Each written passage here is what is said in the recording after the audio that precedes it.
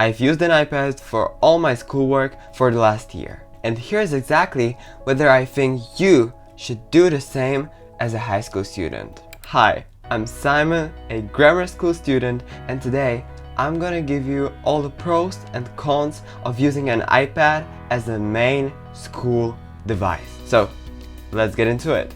The pros. 1. You have all your notebooks in one place. It doesn't happen to me that I forget some notebook at home and find that out in class. It's quite easy to check if you have one iPad rather than checking all 10 notebooks that you have to bring for the upcoming day. Second, you don't lose your notebooks. That was also a problem for me because oftentimes I would be prepping in the evening for the next day and I would just be hopelessly searching for that one notebook that I haven't used in a while and that just somehow got lost. This doesn't happen with an iPad. 3.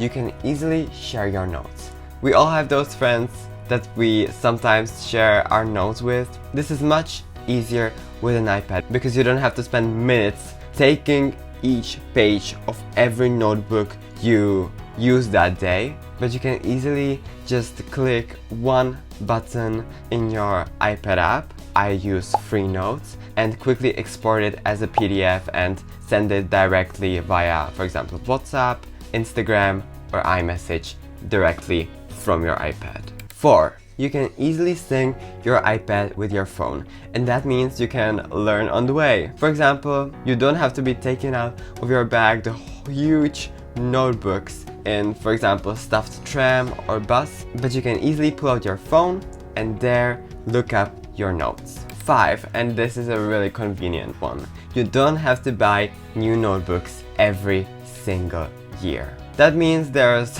one worry less when you start a new school year. You just have to charge your iPad, open your notes app, and start a new notebook there. No needs for shopping before the start of a new school year. 6. You can learn smarter. I really love this tool in my notes app, and it's in the majority of the notes app. They are available in the App Store, and that is the tape tool. It just simply allows you to put a tape over some parts of your notes that you need to cover, for example, dates or names of some people, and you can easily test yourself that way.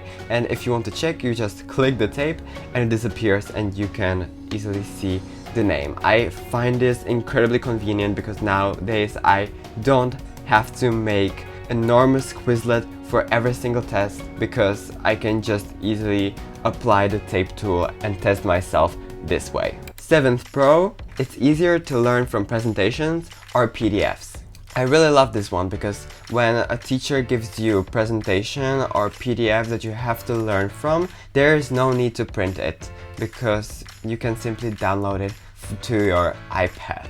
But you could say that you can also open it on your laptop or a PC, so why should you get an iPad for this? Well, there's one great thing. The Apple Pencil. Simply opening a PDF or a presentation feels almost like if you printed it. You can highlight easily with the Apple Pencil, or you can even write into the document. It all feels extremely natural and it's practical because you don't have to carry the 70 slide presentation everywhere with you. Another great thing about this is also that unlike PC, iPad is incredibly portable and you can hold it in your hand, you can prop it up on your table, you can just simply put it in an enormous amount of positions and study wherever you want.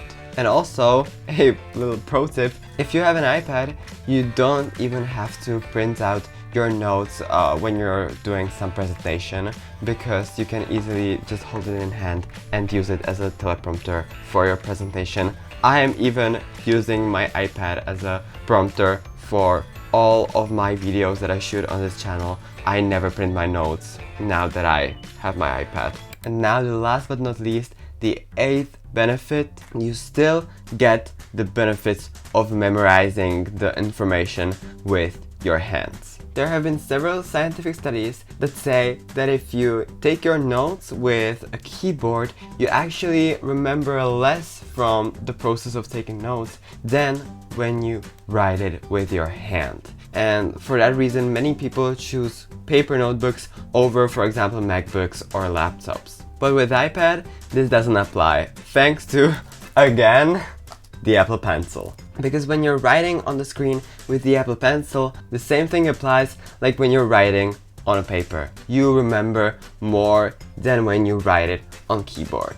And yes, you may say that it's uncomfortable to write on glass, but luckily there are screen protectors like Paperlike that can make your glass's screen feel like a paper. And if you're not willing to spend this amount of money on a screen protector, you can also buy an alternative magnetic screen protector for like €4. So it is affordable and you can turn your iPad into a paper notebook in just a few clicks. I personally don't use these screen protectors because especially the cheap ones reduce the quality of the screen, and I've also learned how to write with a pencil on a glass, so it's no problem for me now after the year. But if you feel like it might be a problem, the magnetic screen protector from AliExpress, again, it costs like €4, so it's really affordable and easy to apply.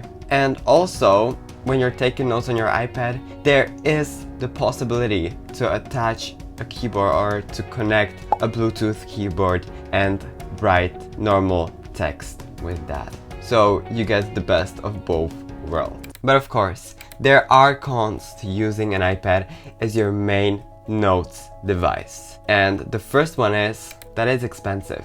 Even though you don't have to buy pens, pencils, highlighters, notebooks and all the other stuff every year, it's still more expensive to buy an iPad. And I think this is the biggest con because yeah, it is not only hard to afford, but also you have to be careful while carrying the iPad. I have managed to crack the screen protector, luckily only the screen protector, twice while carrying it. So now I carry it in this flip case and on top of that in this huge case, and now it's fine. And it's also practical because I can store all my files, paper files here.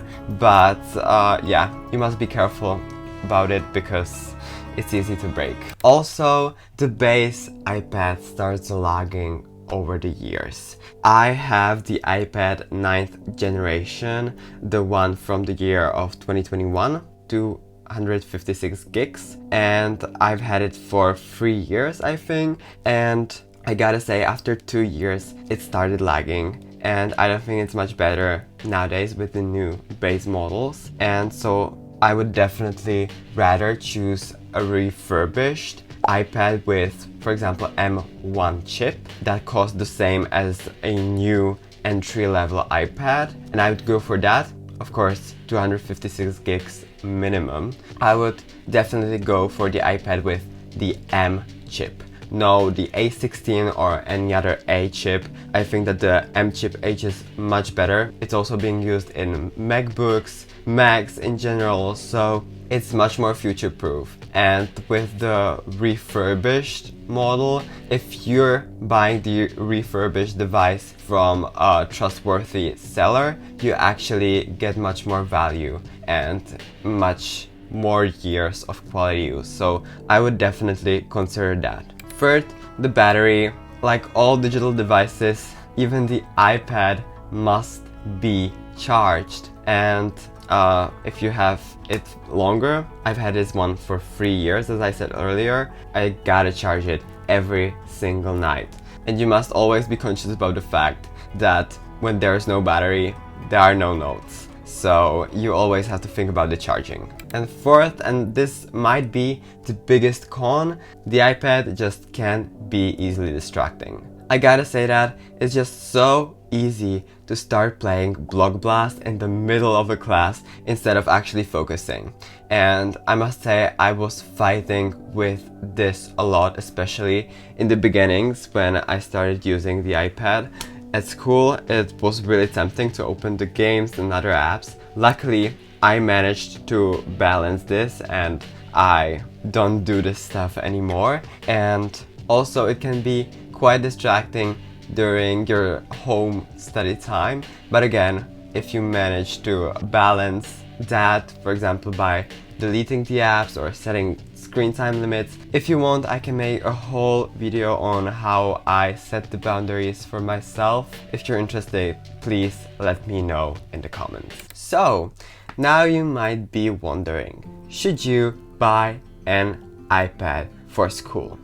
And my answer is yes and no. I say yes if you have enough money at the moment that you can spare to buy this device, and also you don't have a problem with charging one more device every night, then the answer is 100% yes, at least for me. But on the other hand, if you maybe have problems with concentration, or you don't have a lot of money for buying this expensive device at the moment, or you just like paper notes and you have your own system for studying with paper notes, the iPad is definitely not necessary for you. So, what is your opinion? Are you gonna buy an iPad for school, or are you using an iPad for school? Give me your thoughts in the comments. And on the way there, you can hit the like and subscribe buttons so you don't miss any new video. And if you want to watch more, click this video that you can see right here.